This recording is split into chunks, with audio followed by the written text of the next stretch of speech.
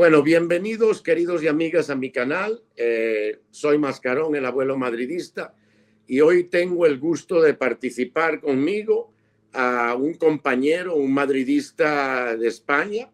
Tiene su canal Collins, muy popular, por eso los invito para que lo visiten. Collins, su nombre es Javier. Y bueno, bienvenido Javier, espero que le demos un poquito de clase de aquí a los antimadridistas de Sudamérica y del mundo. Es un placer estar aquí contigo y será un placer, pues bueno, aportar con esas clases. El grito que aprendí.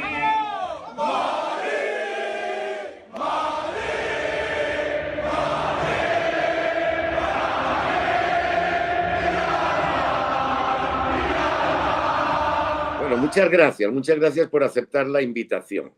Primero que nada, aquí en Latinoamérica, la mayoría de la gente joven ha calado mucho con el relato del Madrid y que era el equipo del Estado, el equipo de Franco, y que viene robando desde 1902, aunque, como tú sabes, la liga empezó en el 29-30.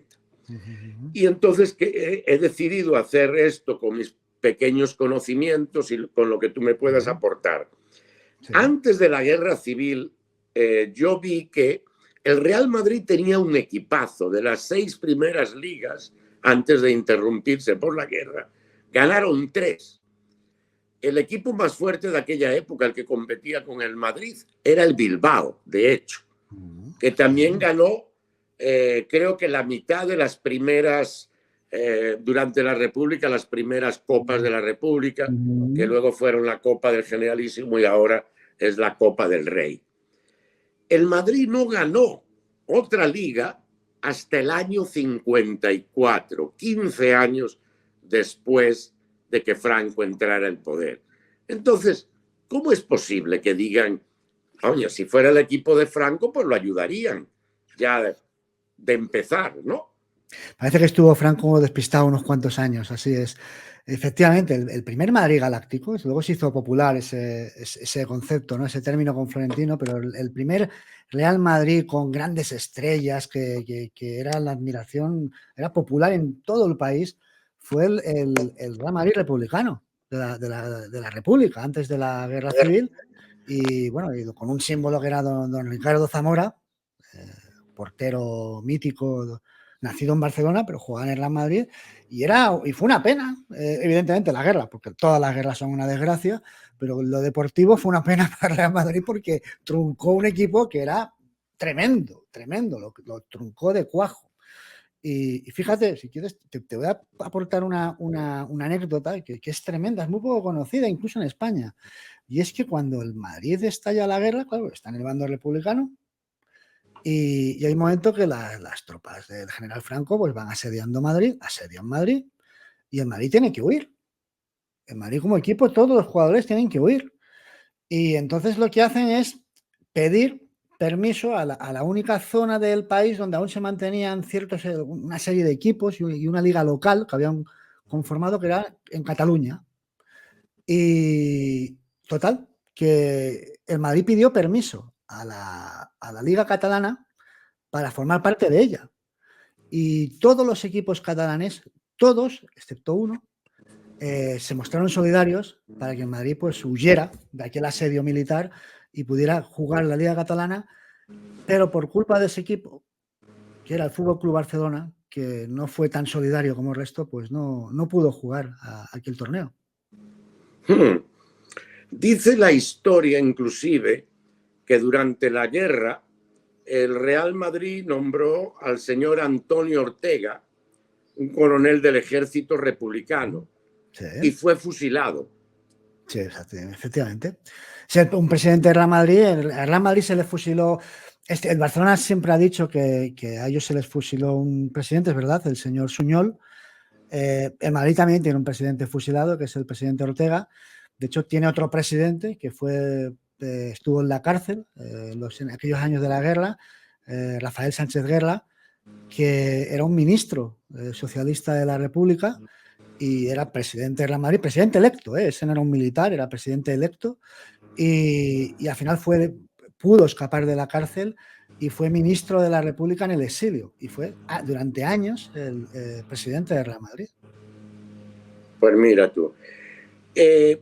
Por otro lado, si tú te acuerdas, hay hasta un libro, y no me acuerdo ahorita el personaje que lo escribió, que era un historiador español, pero que era muy futbolero él. ¿Tú te acuerdas del nombre de ese señor?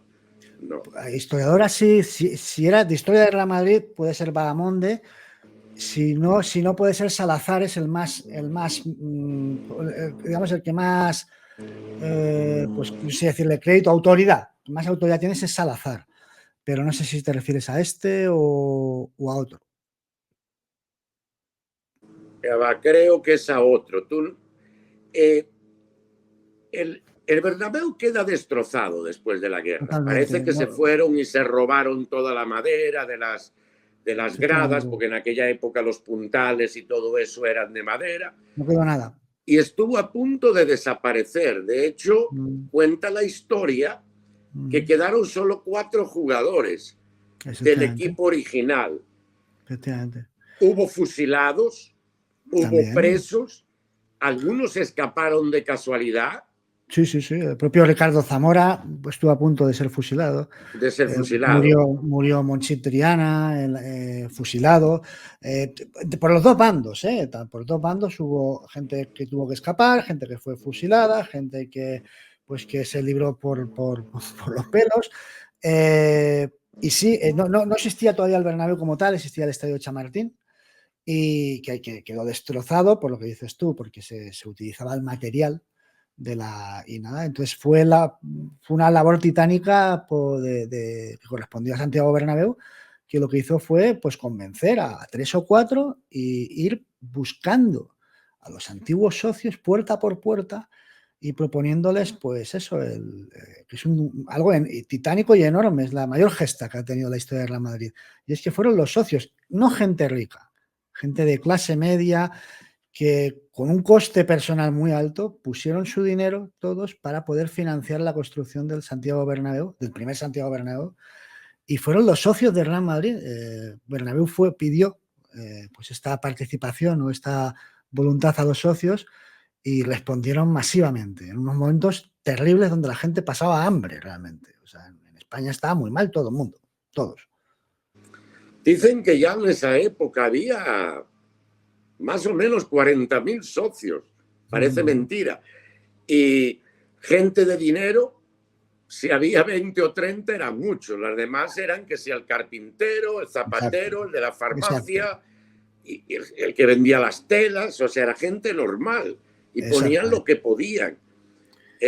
Dicen que Bernabéu puso primero 5.000 pesetas, porque no podía más, y luego puso 20.000. Un poquito antes de que se empezara, porque hubo un banquero que parece que también lo ayudó un poco y le ayudó a financiar lo que le faltaba. Aquí dice de aquella plantilla solo quedaron 4 jugadores: Sauto, Bonet y Quincoces, que no se me olvida porque era uno de los favoritos de mi padre. Decía que era un jugador extraordinario, que se driblaba hasta su padre. Decía que si no le pedían la pelota se la llevaba para su casa. No sé si es verdad, porque yo no lo vi. Pero también habla de un señor que lo condenaron a 30 años de cárcel, pero por A o por B, y lo pusieron en el camino de la muerte. Estaba condenado a ser ejecutado y se salvó hasta 4 veces. Logró exilarse en Cuba y terminó en Nueva York. Su nombre era Pedro Patricio Escobar. Fue jugador del Real Madrid. De hecho, escribió un libro en 1968 en inglés que se llamaba Death Row, que es el camino a la muerte, o la fila de la muerte, los que ya están sentenciados y están esperando nada más que los cuelguen. Y luego escribió otro libro también. Murió en Nueva York en 2002. Por eso me extraña este relato tan falso. ¿Por qué tú crees que quieren desviar la atención todo el tiempo hacia algo que es mentira, que los dos sufrieron, de hecho, pero el más beneficiado fue el Barcelona durante Franco. Bueno, si hubo un equipo que, como dices bien, si hubo un equipo que se benefició de recalificaciones y de ayuda estatal para la construcción del estadio, mientras que comentábamos que el estadio de Madrid pues lo hicieron los socios madridistas con su sacrificio, pues el Barcelona, pues no, contó con una ayuda por parte del régimen total. Les hicieron la recalificación con el índice de edificabilidad más alto que de la historia del país. Bueno, y no solo eso, es que la propia construcción del Camp Nou pues se hizo con material financiado por el ejército y bueno, pues ya digo, es que si hubo por algo se dice mucho que el Barcelona le concedió hasta 4 medallas a Franco y no fueron porque sí, se las dieron porque es que los ayudaba mucho.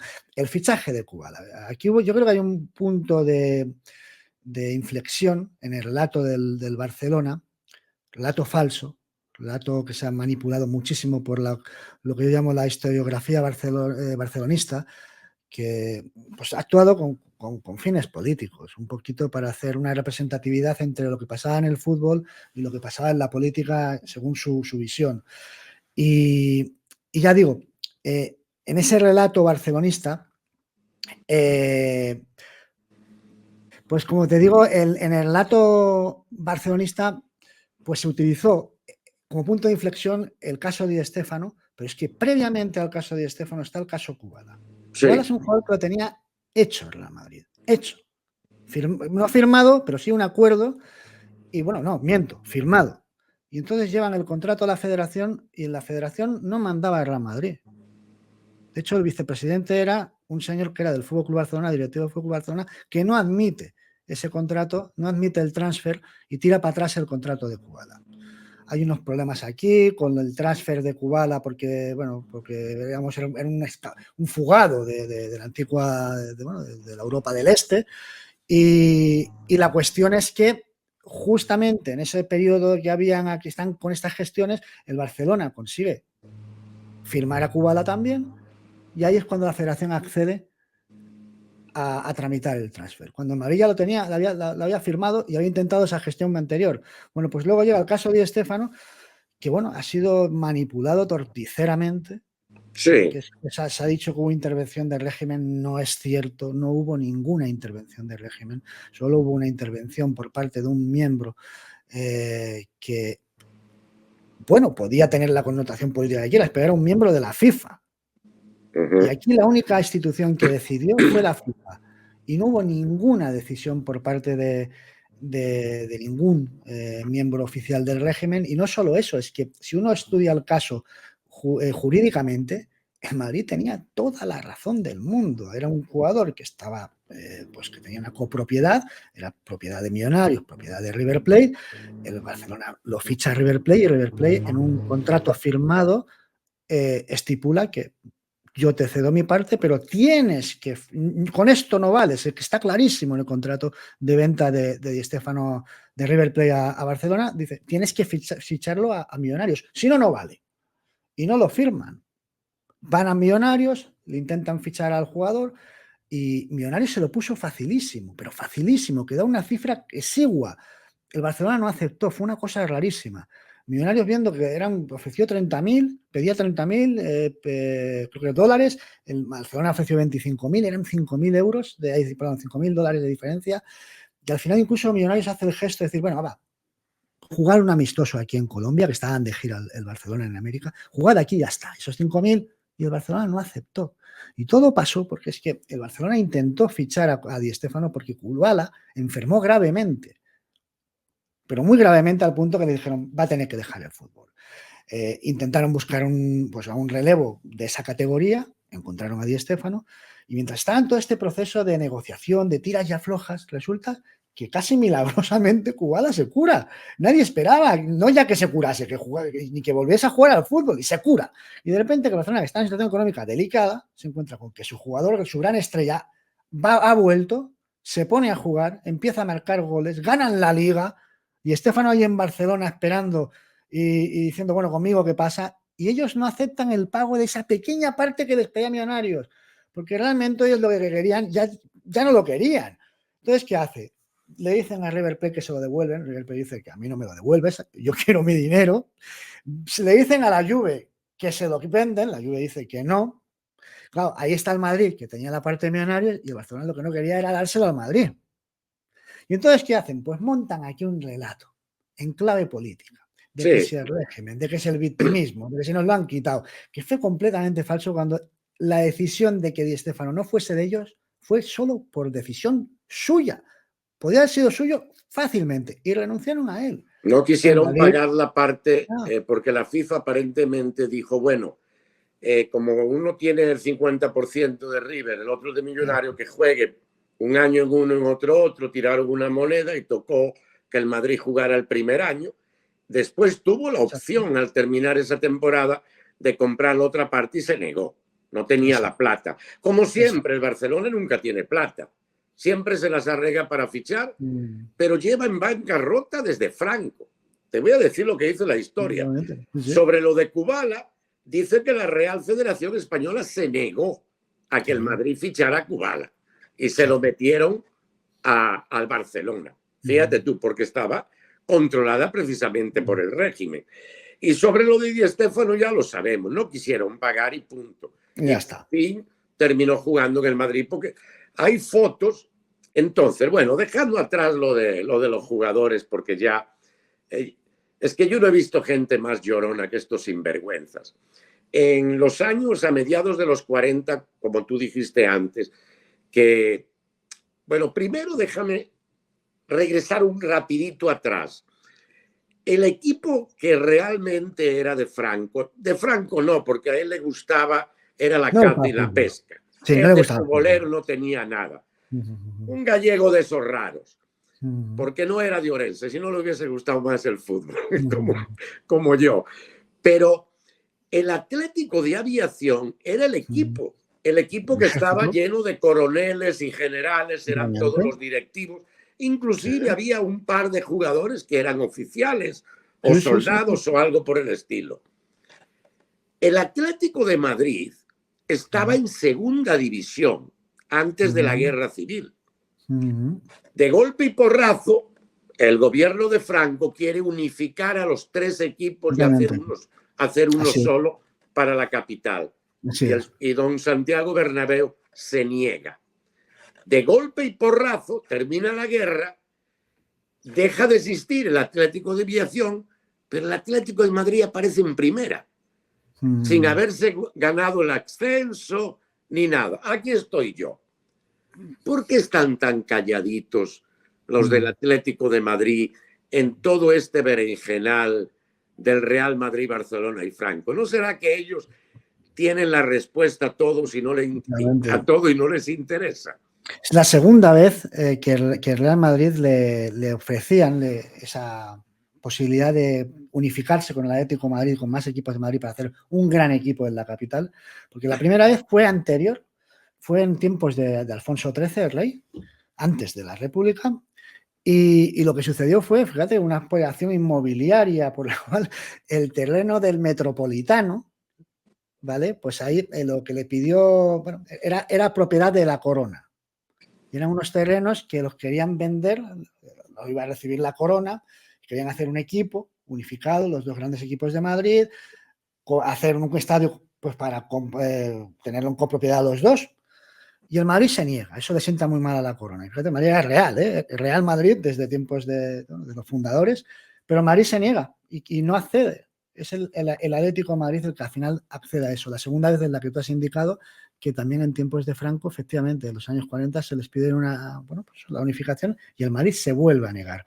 Hay que decir una cosa, es que se significa mucho la ideología de Bernabéu por haber peleado en el bando. Lo del peleado hay que matizarlo también. Bernabéu nunca entró en combate. Bernabéu fue un cabo correo, era el que era un informador, no llegó a entrar en combate nunca, estuvo en el frente del Ebro, pero nunca entró en combate. Pero está en el bando, digamos, de los nacionales, los que se enfrentaban a los del gobierno de la República, pero nunca fue franquista. Nunca, jamás. Y fue una persona que siempre se reconoció como monárquico. El frente, digamos, nacional lo conformaban muchas Era asociaciones. más bien Muchos. un monárquico Habían, conservador.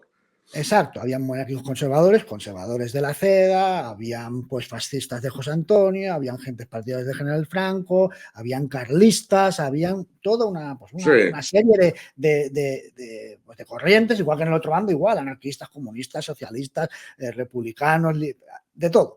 Pero Bernabéu era monárquico. Y al punto que cuando ya está implantada la dictadura, Bernabéu, no me acuerdo cuál fue el título, pero se lleva al equipo a visitar al rey legítimo en entonces, que era don Juan de Borbón, que estaba en Estoril, y se lleva, desobedeciendo el eso era abuelo una, del claro, actual. eso fue alguna afrenta al Estado, al régimen tremendo. Estaba en Estoril, exiliado, porque no podía venir a España, porque era, digamos, un rival para Franco. Pues Bernabéu coge al equipo de imágenes, eso lo podéis ver en YouTube.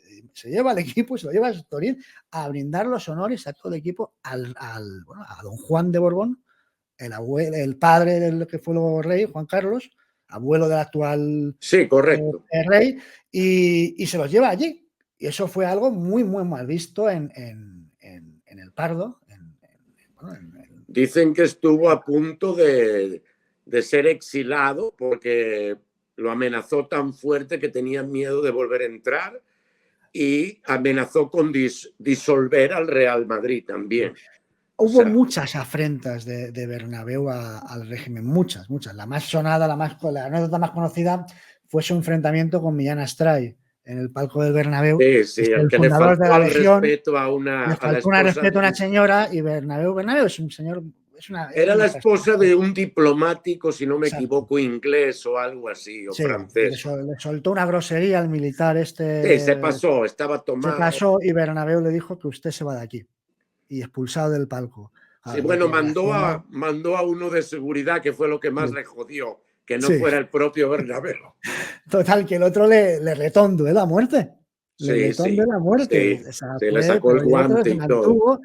Y bueno, tuvo que intervenir ahí el gobierno, ahí sí, porque estaban citados los dos, pero se enfrentó muchas veces. Cuenta una anécdota, mi amigo Jesús Bengochea, en un libro que escribió, se llama La Forja de la Gloria, cuenta la anécdota de unos lo diré, de unos telegramas que existen, que están, de cuando el Pardo envió un telegrama a la Junta Directiva de Real Madrid cuando Bernabéu se propone crear es fundador de la Copa de Europa de Real Madrid. Sí, Fundó la claro, Copa de Europa. Entonces van a París. Claro, el Madrid, España junto era con una la del autarquía. equipo, es una revista francesa, El creo. equipo, era el L'Equipe, equipo con el Madrid. ok.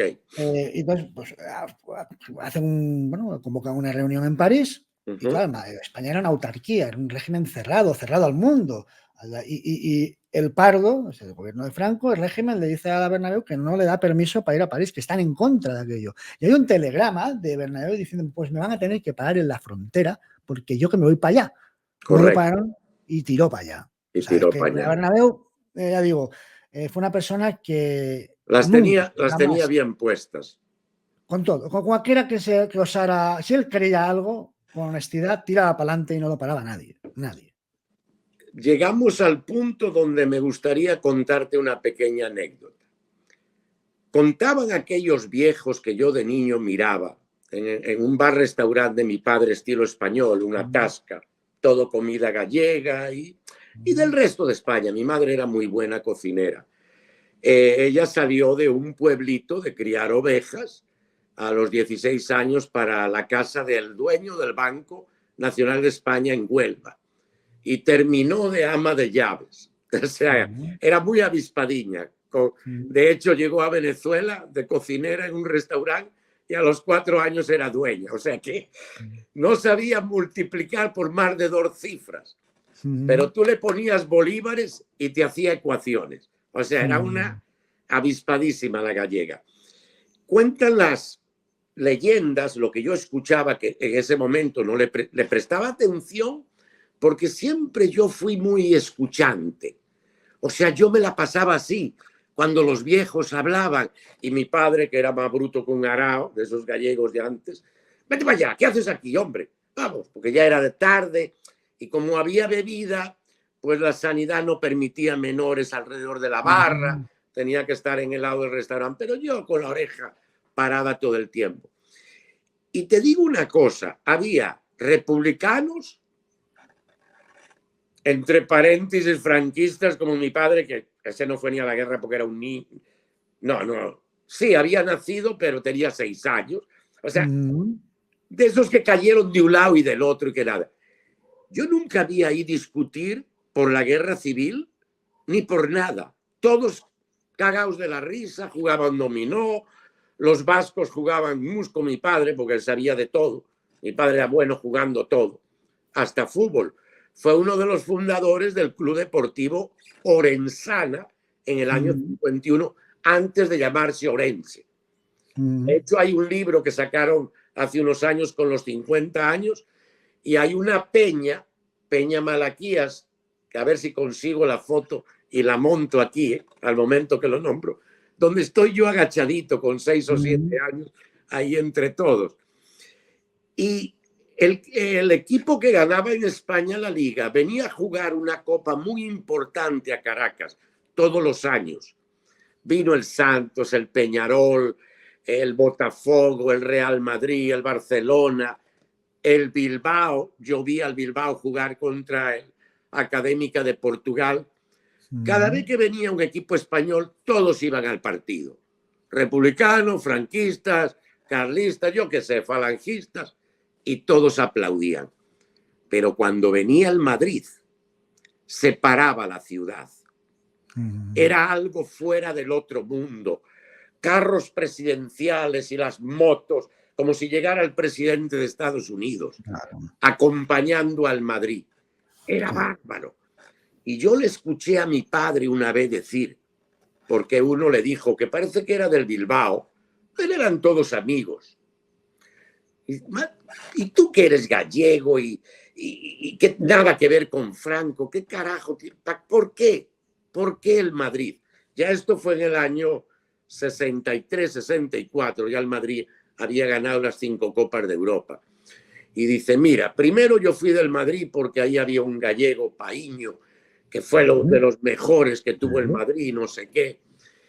Luego Amancio, ya estaba Amancio, en el 64 estaba Amancio, creo ya. Le dice, pero soy del Madrid porque es el único equipo que le ha dado glorias a España.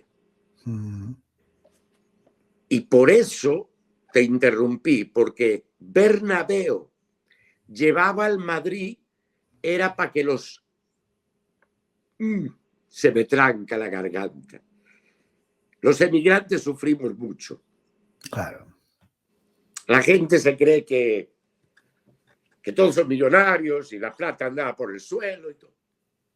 Mentira. Entonces, cuando venía un pedacito de España, era la gloria. O sea, nos olvidábamos, yo no porque era pequeño, pero yo lo veía y escuchaba. Todos sufrían, tanto los republicanos como los franquistas, como los otros. Todos amaban España a su manera. Claro. Y el ver al Madrid, al campeón de Europa, ¿me entiendes? Sí, tanto. Era fuera de lo normal. Por eso todos amaban a Bernabéu, porque tenía los cojones de enfrentarse, perdone la expresión, a Franco, y lo hacía por los emigrantes. Hay anécdotas que dicen, yo escuché a ese amigo que acabas de nombrar, que por cierto me encanta cuando habla del Madrid, porque lo habla con pasión, el señor Bengochea. Y él contaba, no sé si contigo o con alguien más, hace poco, que lo hacía más que nada era para llevarle algo de España a los emigrantes. Eso fue su obsesión, siempre en todos sus discursos, incluso cuando cada vez que jugaba el Madrid fuera, él bajaba a las santiaguinas, bajaba al vestuario antes del partido y le recordaba a los jugadores que antes que por nada tenían que darlo todo por aquellos españoles que estaban allí, que vivían en esos países, y les decía, esta gente, no sabéis lo duro que es pues vivir fuera de tu país por la causa que sea, como dices tú, casi todos serían, pues, por bien por causa económica o bien por causa política, escapando de allá. Y él no hacía distinción, él decía, son españoles que están aquí, que seguro que a lo mejor les gustaría estar en su tierra y lo están pasando mal, y para ellos pues es como si viniera a España a verlos. Y eso, darlo todo por esta gente que mañana si habéis ganado, pues podrán salir con una sonrisa a sus trabajos, a la calle, y eso era impagable. Y Bernabéu lo dio todo. Hace poco publicamos un vídeo en el canal de Collins, tengo un apartado, digamos, que es de vídeos de historia. Y hablamos de que Bernabéu está a punto de dimitir, allá por los años, bueno, sí, por los años 60 o así.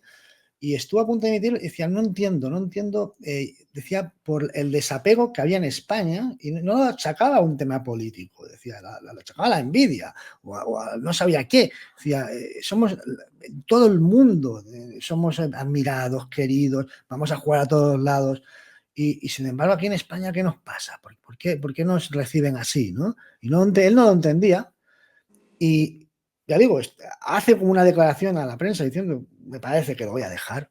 Y entonces, en ese momento, al cabo de unos días, viajan a América y vuelve el viaje y dicen, ¿qué va a dimitir? Y dice, mire, ha sido tal el cariño que hemos recibido de los inmigrantes de españoles que hay en América, los han recibido con tanto amor, y dice que yo no me voy. Y se quedó. Fue una obsesión toda su vida. Bueno, el año que lo secuestraron en Caracas a Di Stéfano, ya yo llevaba 2 o 3 años en Venezuela, debería tener 11 o 12 años. Recuerdo que había un señor muy alto que yo adopté como abuelo, porque mi madre también lo llamaba abuelo por cariño, y como yo no tenía familia, sino mi padre y mi madre, que los acababa de conocer, precisamente porque me dejaron de 1 año y medio, 2 años con mis abuelos. Me montaron en un avión en Madrid y me dijeron, bueno, anda a conocer a tus padres. Supuestamente iba a regresar al día siguiente. Me engañaron los condenados. Tardé 18 años en volver. Y ese año que secuestraron a Di Stéfano, en el último partido, creo que fue con el Peñarol o algo así, el Madrid pierde 2-1 y pierde esa copa por primera vez aparentemente, porque Di Stéfano estaba secuestrado. Pero a él lo soltaron el día del partido en una plaza no sé dónde, no muy lejos, y logró llegar al estadio Guipaquí e insistió en jugar. Que no, que llevaba 4 o 5 días secuestrado, parece que lo trataron muy bien. Máximo Canales fue el secuestrador, un guerrillero urbano. En esa época Castro estaba tratando de difundir por Latinoamérica el castrismo, que era, tú sabes, la solución a todos los problemas, según él. Y había muchos así tontos metidos ahí en los cerros y tal. Pero lo trataron muy bien, en ningún momento trataron de lastimarlo. Le explicaron que no, esto es cuestión política, queremos hacernos famosos. Y usted es el más famoso. Pues salió a jugar 20 minutos. A mí me metió el abuelo ese Casanova, que era un de Zaragoza, enorme, republicano también. Fue a aplaudir al Madrid. Y me metió debajo de la gabardina. Ahí, cuando pasan todos amontonados. Aquí están las 7 entradas. Y yo entré debajo de la gabardina del tipo, porque no podían entrar menores de 14 años. Yo tenía como 11 y pico, algo así. Y yo cuando vi jugar a Di Stéfano, un ratico, no influyó mucho en el partido ya, pero le vi un par de dribles y un taconcito aquí, ya dije, hostia. Desde ese día yo jugaba para La Salle, el colegio La Salle, en el interescolar. El cura me vio dándole allí con 9 años a una pelotita chiquita, me llamó, me dijo, ¿te gusta el fútbol? Y digo, sí. ¿Tienes zapatos? No. ¿Qué número? Y me vistió. Y me dice, mañana a las 11:30, cuando suene la campana para el recreo, te vas a la puerta, hay un autobús, está el hermano Pablo ahí, le dices que eres Antonio, dile que eres Conde, me llamaban por el segundo apellido porque había muchos Fernández. Y desde ese día Yo jugué toda mi vida siempre en la selección del colegio hasta que lo dejé. Jugué en la selección de Anzoátegui, en los nacionales, y mi padre no me dejó jugar profesional. A los 16 y 10 meses el Anzoátegui Fútbol Club me quiso fichar, vino el presidente al bar y mi padre era muy, muy bruto y mala gente. Luego fuimos grandes amigos de viejo, pero bueno. Y del tiro me fui a buscar diamantes al Amazonas y me jodí. ¿Qué y historia? regresé y me puse a fabricar hijos. Se fue el fútbol pasipote. Pero usé el 9 toda mi vida. Yo no era delantero, era interior. Amancio era mi ídolo, pero era por él, porque le dio movimientos y esa cosa. Fue extraordinario, extraordinario. Ya para ir terminando, el relato y... No te preocupes. Dicen ahora, porque han venido engañando a su gente toda su vida. Yo no odio al Barcelona, ni odio a la gente que lo ha manejado. Y algún jugador que ha ayudado, ¿me entiendes? Que sabe la verdad y no la quieren decir. Ellos aseguran ahora, bueno, y no hemos dicho de cuántas veces Franco lo salvó. Dicen que hasta 4 veces, 47, 62, 65 y en los 70 otra vez algo ahí. Menos dinero, pero eran unos 20, 40 millones de pesetas que necesitaban extra para no sé qué. La primera medalla de diamantes fue por Forofo, el catalán, parece que después de haber ganado el campeonato de liga o la copa del no sé qué era, se la sacó desde la solapa y se la puso a Franco. Se quitó y se la puso, sí. Hay fotos que yo voy a subir, Pepe, de cuando reciben los cheques, de La Vanguardia, del periódico, todo eso lo voy a poner intercalado con nuestra conversación. Pero ahora, terminando con lo del asunto Negreira, rapidito, no lo vamos a tocar a fondo. Él dice que era para que pitara un neutral. Ya está ahí, ya ahí está declarando que hay delito. Iba a incluir... Eso es un delito. Eso ya es un delito. Pero ¿qué neutral si antes de empezar con Núñez y luego Gaspar, del 91 al 2001, el Barcelona gana 6 ligas, el Madrid 3? ¿Qué coño vas a arreglar si estáis ganando el doble que nosotros? Y si contamos del 91 al 18, que es cuando se va este tipo, ellos ganan 16 y nosotros 8. O sea, las 2 veces justo la mitad que ellos. Es que empezaron en el 92, Tony. Empezaron en el 92. Sí, 91-92, correcto. Ahí es cuando empezaron ya con estas maniobras, seguro. A ver, esto empieza ganaban el doble, Pepe. Esto es una cosa que se comenta, además, yo lo he escuchado tantas veces y luego te dicen, para el micrófono, no grabes, tal. Todas las radios, emisoras, están compradas. Se sabe que los Tenerifes pasó lo que pasó, por Dios. Porque te llevan al juzgado, pero luego a micrófono cerrado todo el mundo lo dice, todo el mundo, y se sabe lo que pasó en los Tenerifes. Pero bueno, digamos que los Tenerifes, pues el presidente del Barcelona era un señor que terminó en la cárcel condenado a 6 años por sobornar en esa época a 6 inspectores de Hacienda. Parece que la gente no entiende que un señor que ha comprado a inspectores de Hacienda no puede comprar un árbitro. Pues a mí me extraña mucho que el que es deshonesto y hace esas maniobras en su vida profesional con su dinero, luego en la vida deportiva, cuando ejerce como directivo, no haga lo mismo. Me extraña mucho. Pero es que ese mismo presidente fue el presidente de un equipo que en esos Tenerifes intentaron comprar a un jugador del Real Madrid, que es que lo ha confesado. Nosotros lo entrevistamos en La Galerna hace 2 años a Luis Milla y nos volvió a ratificar que un jugador del Barcelona lo llamó la semana antes del partido del Tenerife para comprarlo. Y evidentemente no salió del jugador del Barcelona, eso venía del club.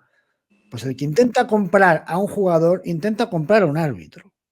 El que es deshonesto es deshonesto en todo. Claro, y todo viene de ahí. Si es que todo viene a partir de entonces. de los años 92 y para Sí, adelante, pues, sí. pues me imagino, yo no sé si es que le cogieron gustillo, vieron que la cosa funcionaba y venga, y para No, adelante. que no quieren compartir ni un pedacito del queso. Lo quieren todo, todos los años. Pues Todos sí, los y lo años. curioso, fíjate, lo que a mí me da mucha rabia la reacción del resto de equipos, y yo siempre le digo a los aficionados del resto de equipos, si no se dan cuenta, que el Madrid, mira, Madrid sí que puede haber ganado, si no hubiera pasado todo esto, el Madrid, pues igual hubiera ganado 2, 3, 4 ligas más, puede ser. Pero yo cuando era pequeño, yo recuerdo haber visto ganar ligas a la Real Sociedad, 2, al Atlético Bilbao, 2, al Valencia, al Deportivo, al Atlético de Madrid.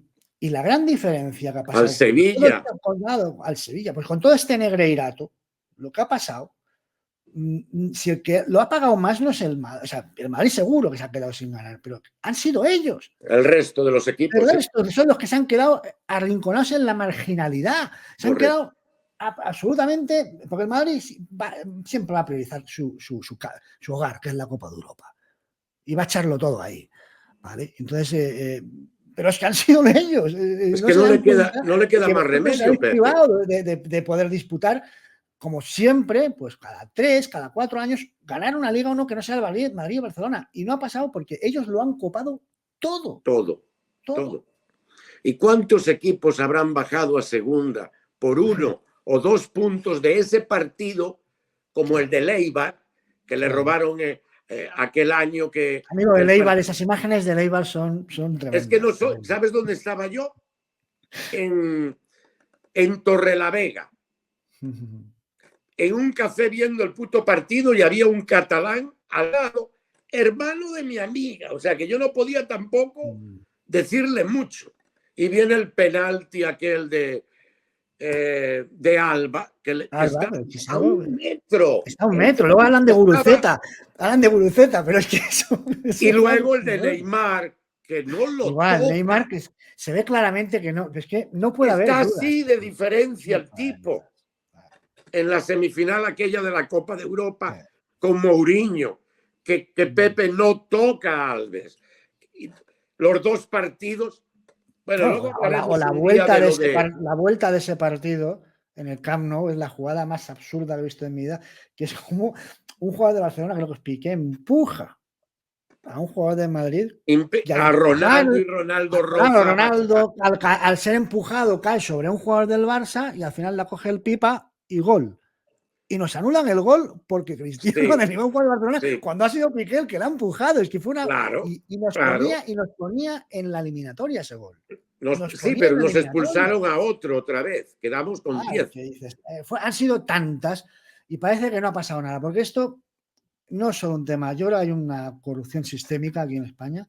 Es el Comité Técnico de Árbitros, es la federación que ahora sabemos que ha estado en connivencia con negocios con el capitán del Barcelona, Sí, sí, es con la Liga de todo. Fútbol Profesional que ha negociado bueno, los que proveen de imágenes al mundo. Al mundo es un señor que es copropietario del Barcelona, una parte del Sí, Barcelona. Robert, sí. Es una Otro día locura, eso no lo vamos a permitiría en tocar ningún el... país. En ningún país se permitiría algo así. No, Pero es que ahí voy, es que los medios han sido partícipes de todo este silencio, de mirar para otro lado, de ocultar imágenes, sobre todo una actitud de aquí no pasa nada cuando era un escándalo tras otro. Claro, te encuentras gente que dice, pero hombre, no era para tanto, pero ¿cómo no era para tanto? Es que mediáticamente también estaban untados, yo estoy seguro que hubo mucha hoy gente que también participó. nos han robado partidos este año. Esta liga estuviera mucho más justa y peleada si al Barcelona lo hubiesen arbitrado neutral, como ellos dicen que querían, y al Madrid también, mucho más igualada. O sea, y lo que he visto con Vinicius no lo he visto jamás en la historia del fútbol. O sea, se han pasado y lo permiten. Pero ese ya sería otro tema. Cuando vaya un poquito más caliente lo de Negreira, entonces podemos hacer otro, si no te importaría otro día, para tratar más que nada eso, porque está comprobado, y yo voy a meter ahí algo en medio de este vídeo cuando lo edite. Yo puedo hablar así, ya mi gente me conoce, que soy así medio tosco, soy al grano. Y se ríen de todo lo que hago y me dicen, bravo, Mascarón, dale, dale, pégale y tal, en los comentarios. pero es que ha estado siempre en bancarrota. La culpa de lo que pasa en Barcelona es de sus administradores, de los oligarcas catalanes, que son los mismos que también han ayudado para el independentismo. Pero ese ya es un tema mucho más largo. Bueno, espero que a la gente le haya gustado. No te quiero quitar más tiempo, vamos ya con 45 minutos. Pero ha sido un placer que estuvieras conmigo y me hayas echado una mano. Y no hemos tocado sino el polvito de arriba, como cuando vas a las minas y sacas solamente la tierrita de arriba y ahora es que te falta picar para encontrar las piedras preciosas. Pero sí me gustaría otro día volver a compartir contigo algo así parecido, porque me encanta la historia, uno de mis temas favoritos. Soy madridista desde la cuna hasta la muerte, como dicen, from the cradle to the grave, en inglés. Y bueno, mi gusto sería morir en el estadio, en una Copa de Europa, con el Madrid ganando, con una sonrisa de oreja a oreja. Y yo sería la muerte más feliz de mi vida. Gracias por venir. Si quieres despedirte de nuestra audiencia, que es maravillosa, no es mucha. Pasé los 5.000. ¡Wow! 5 meses. Bueno, oye, que está muy bien, muy bien. Y no Pues le hago nada, caso. Llevo 4 días que no hago vídeo. Es sí. que lo hago por hobby, ¿me entiendes? Porque estaba cansado de la gente romperme la oreja. Y me cansé un día y empecé atacando al Chiringuito por lo que le hicieron a Vinicius. Porque yo al Soria ese, si lo veo paseando por Madrid un día o en un café, le voy a dar un rodillazo en la paralítica, con la frente en los dientes y el café caliente le voy a arruinar la camisa todo al mismo tiempo. Y le voy a pedir perdón. Y digo, hostia, me tropecé. Perdone, lo limpio y tal. Porque eso, alguien que tenga familia e hijos, eso no se hace. Eso no es de hombres. Hasta el punto que llegó él. De canciones, vestirse de buzo, burlarse de un chaval que ya viene nervioso, de gente humilde, ¿me entiendes? De un barrio. Sí, pero eso también es quien se lo permitió, o incluso que se lo pidió. Claro, no solo él. Ese hombre no debe tener familia. Espero conocerlo algún día. Pues nada, yo agradecerte este rato y nada, pues encantado y un saludo a toda la audiencia. Destacar que yo soy catalán, yo vivo en Barcelona, estoy hablando desde Barcelona. Yo siempre destaco, bueno, Madrid no solo lo fundaron 2 catalanes, sino que la provincia de España o del mundo, después de Madrid, la que más madridistas hay, sin duda que es Barcelona. Yo no soy madridista de cuna, yo me hice casi por una cuestión ética, por estar aquí y darme cuenta de las cosas y decir, madre de Dios. Y porque, sobre todo, y eso es lo que le quiero mandar a la gente, porque el Madrid no es el equipo de un lugar y no es un equipo de una gente. El Madrid, si tiene algo maravilloso y grandioso, es que es el equipo de cualquier lugar y de cualquier gente que quiera ser madridista, porque el Madrid simplemente es el equipo de la victoria, ese es su hogar, su obsesión, pero admite a cualquier persona de cualquier sitio, también de Barcelona. Y nada, pues que encantado de estar con vosotros y que a la Madrid. Bueno, las puertas de mi canal siempre estarán abiertas para usted. Y te voy a decir algo, el Madrid es universal, es el equipo más grande del planeta, es el equipo que más seguidores tiene fuera de su tierra, para empezar. Uno puede ser tan madridista y sentirlo tanto e igual, siendo de México, Caracas, China, Alemania, que de Madrid. Eso es algo que no pasa en ningún otro club. Y somos iguales, es que se puede sentir igual al Madrid, con los mismos, los valores de Madrid son universales. No sé quién lo dijo, pero decían que el madridismo no es solamente ser del Madrid, es una forma de vida, una forma de respeto, de honradez, de cultura, de señorío, porque Bernabéu se enfadaba si se burlaban del contrario cuando les ganaban, o se reían de los contrincantes cuando el Madrid ganaba. O sea, no te burles. Hay muchas anécdotas como la del Mercedes-Benz, que no le permitió comprar a Di Stéfano porque no era una época para estar presumiendo Claro, eso por lo la hacían ciudad. mucho, lo de no... Bueno, jugadores que iban a los concesionarios y cuando ya iban a concretar le decían no, tienen que pedir permiso Permiso, a Saporta, a Bernabéu, porque nosotros no les podemos vender un coche, ¿no? Y luego te hacían entender que no podías, que no derrochar el dinero que estabas ganando, que había que ahorrarlo. No, que había Y muchos jugadores se madridistas salvaron pasando por hambre. eso. Sí, porque en otros sitios dilapidaban fortunas y tal, y ahí al menos pues los ponían el dinero a plazo fijo y se los ponían para que no lo... Sí, era Poquito a una poco. forma de vivir, sí, totalmente. Está bien. 1.000.000 de gracias, Collins. A mi qué. audiencia toda les agradezco su colaboración como siempre y por favor vayan al canal del señor Collins, que es un canal exquisito al que yo sigo desde hace ya un tiempo. Gracias a todos por venir. Un beso y a la Madrid.